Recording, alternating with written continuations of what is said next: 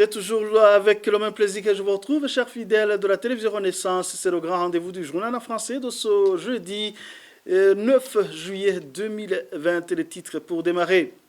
Commémoration ce jeudi du 25e anniversaire des massacres des étudiants Hutus de l'Université du Burundi en 1995.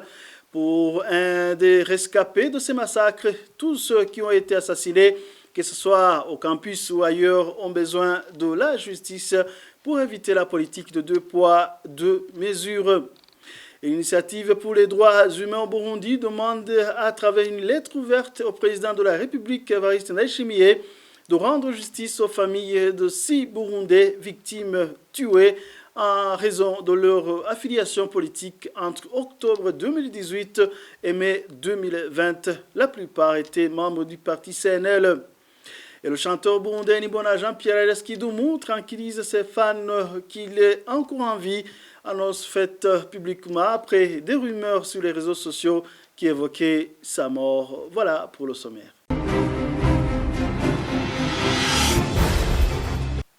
Encore une fois, bienvenue. L'Université du Burundi a commémoré ce jeudi l'anniversaire des massacres des étudiants autour de l'Université du Burundi. C'était en 1995, il y a de cela 25 ans. Une messe en la mémoire des victimes a été célébrée dans l'après-midi de ce jeudi au campus Mutanga. Ces cérémonies ont été clôturées par l'inauguration d'un monument pour toutes ces victimes et des massacres des universités et des massacres des universitaires Hutus en 1995. Nous allons revenir sur ces cérémonies dans nos éditions de demain.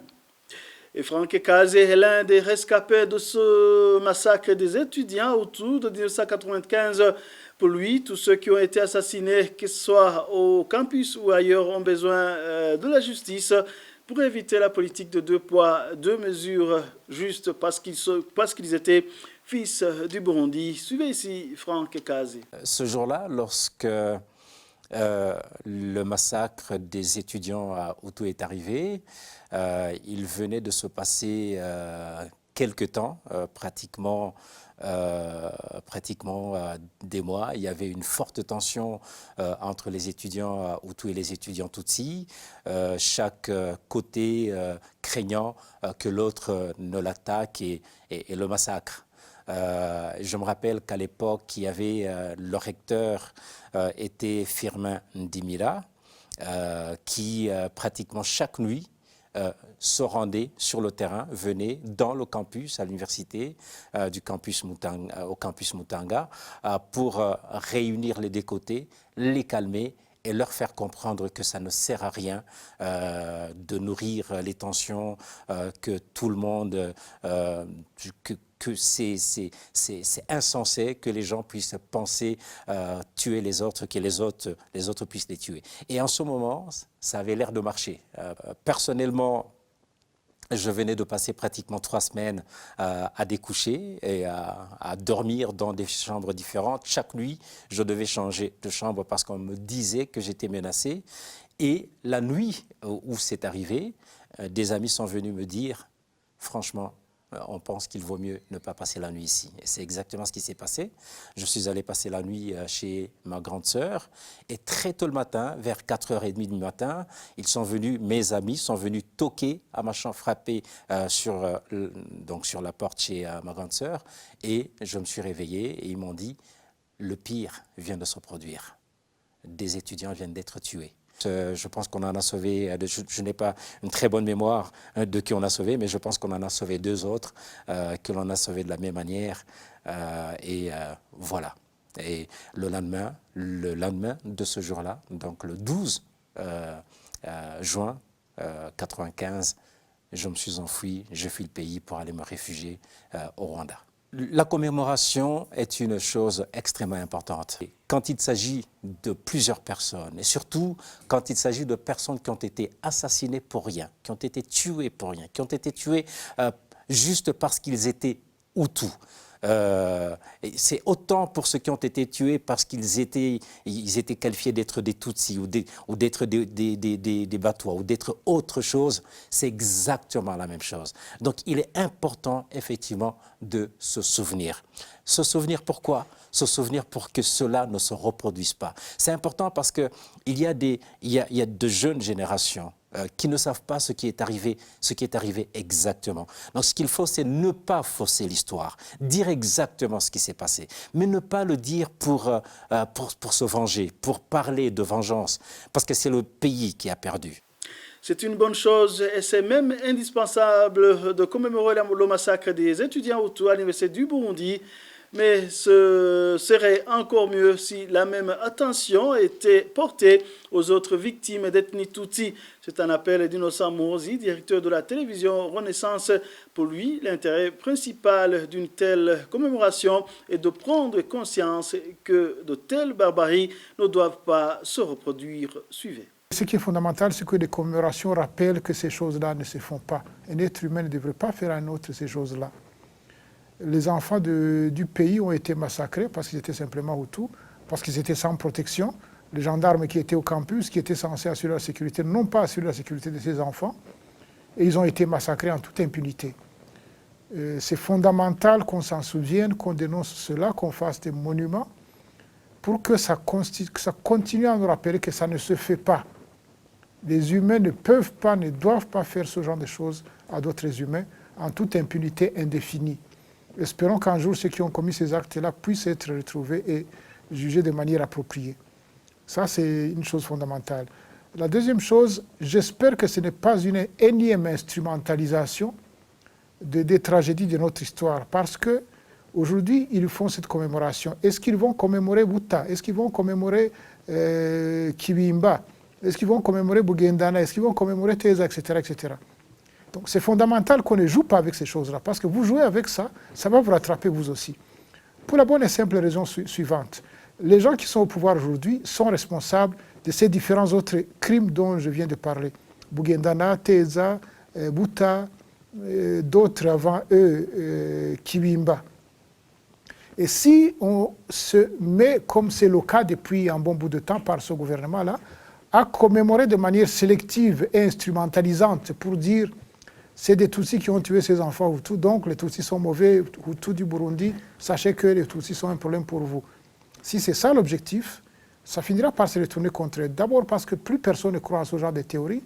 Ça fait des années qu'ils essaient de réutiliser le pays sans y arriver. Deuxièmement, c'est une énième infamie qu'ils ajoutent aux différentes infamies qu'ils ont commises. Il y a une deuxième chose qui me paraît assez étrange. Avant que nous ne soyons forcés à l'exil, chaque date de commémoration de ce massacre, nous consacrions des émissions, des reportages sur cet événement à Télé Renaissance. Certains rescapés venaient, ils s'exprimaient, ils rappelaient tout ça, etc. Et ils se plaignaient toujours que certains des rescapés qui sont maintenant au pouvoir ne venaient jamais dans ces commémorations. Qu'est-ce qui se passe aujourd'hui que maintenant les mêmes qui ne s'y étaient jamais intéressés hier, comme par hasard, se réveillent et se mettent à commémorer? Ça pue l'instrumentalisation. Le journal poursuit. L'initiative pour les droits humains au Burundi demande au nouveau président Evariste Ndayishimiye de mettre fin à la violence politique et à l'impunité qui ont dévasté la vie des Burundais. Dans une lettre ouverte envoyée à Evariste Ndayishimiye, cette initiative insiste sur la justice de 6 cas récemment recensés d'opposants politiques assassinés par des Imbonerakure en complicité avec l'administration et certains agents de sécurité. Le contenu de cette lettre avec Denis Daïkenguruki. Cette initiative rappelle Evariste Ndayishimiye dans son discours d'investiture qu'il avait souligné l'importance du respect pour les droits humains et la justice. Pour l'initiative pour les droits humains au Burundi, il est grand temps de traduire ces engagements en actes et de s'assurer que les espoirs qu'ils ont engendrés ne soient pas anéantis. L'initiative pour les droits humains au Burundi a récemment publié les conclusions de ses enquêtes sur les camps de 6 Burundais tués à réseau de leur affiliation politique entre octobre 2019 et mai 2020. La plupart étaient membres du parti CNL. Selon ces enquêtes, des membres de la Ligue des jeunes du parti qu'Evariste Ndayishimiye a dirigé depuis 4 ans, les Imbonerakure étaient responsables de la plupart de ces crimes. Dans la province d'Ongozi, ils ont attaqué un propriétaire de bar âgé de Vendeza, Evariste Nyabenda, lorsqu'il a tenté de les empêcher de battre ses collègues membres du CNL en octobre 2019. Il est décédé en novembre des suites de ses blessures. Et mois plus tard, dans la province de Bujumbura, Désiré Nahondabasigiye, un représentant local du CNL, a été abattu à travers une fenêtre de sa maison alors qu'il dînait avec sa femme et ses enfants. Plus récemment, en mai, 2 semaines seulement avant les élections, des Imbonerakure ont enlevé Richard Habyarimana, un représentant local du CNL dans la province de Mwaro. Il a été retrouvé mort dans une rivière 3 jours plus tard. Dans certains de ces cas, les Imbonerakure ont agi de connivence avec les autorités locales ou des représentants locaux du CNDD-FDD.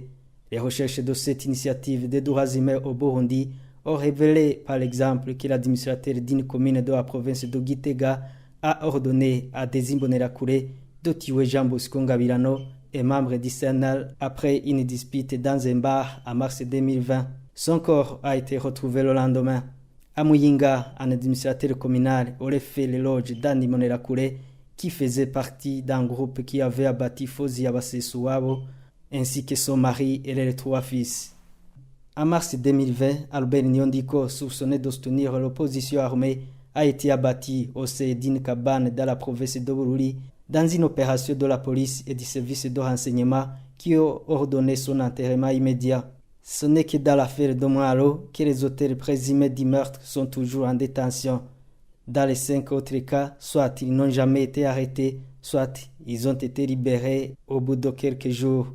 L'initiative des droits de l'homme au Burundi demande au président de la République, Evariste Ndayishimiye, de remédier à cela en encourageant publiquement des poursuites contre les agents de l'État, les Imbonerakure et les représentants du CNDD-FDD, ainsi que des membres d'autres groupes politiques impliqués dans d'autres crimes.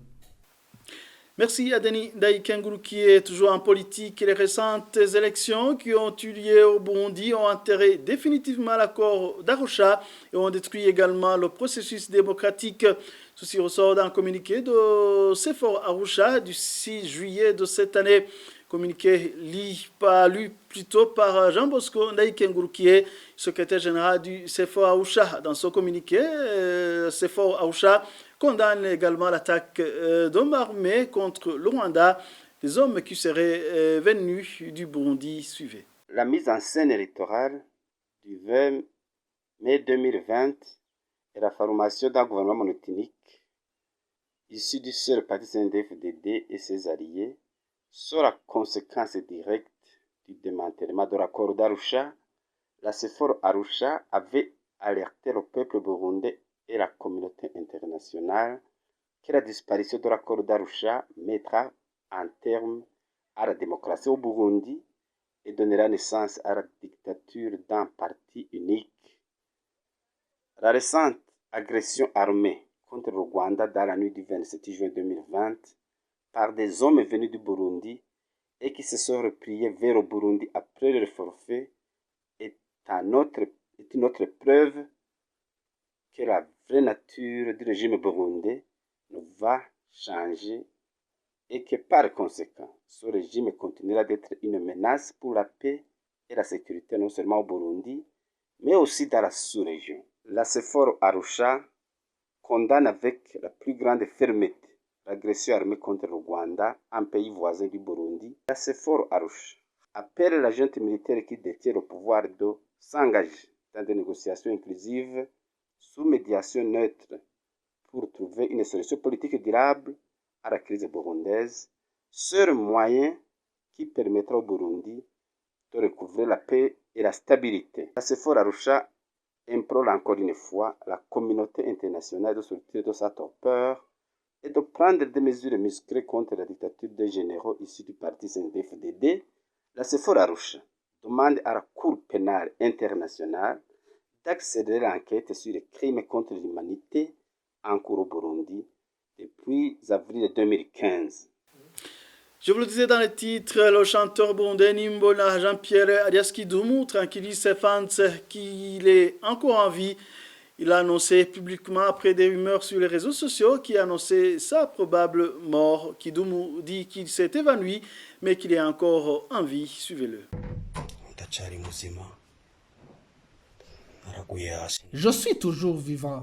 C'est vrai que je me suis évanoui suite de crampes ressenties à l'arrière du côté droit de mon cou. Mais je vais bien, soyez sans crainte. Et ceux qui propagent des rumeurs sur ma mort, que Dieu vous pardonne. Nous mourrons tous un jour. Et quand mon jour viendra, je mourrai aussi. Si vous souhaitez ma mort, vous n'êtes pas Dieu pour décider de mon sort. J'aime tous ceux qui m'aiment. Méfiez-vous de ce qui circule sur l'Internet.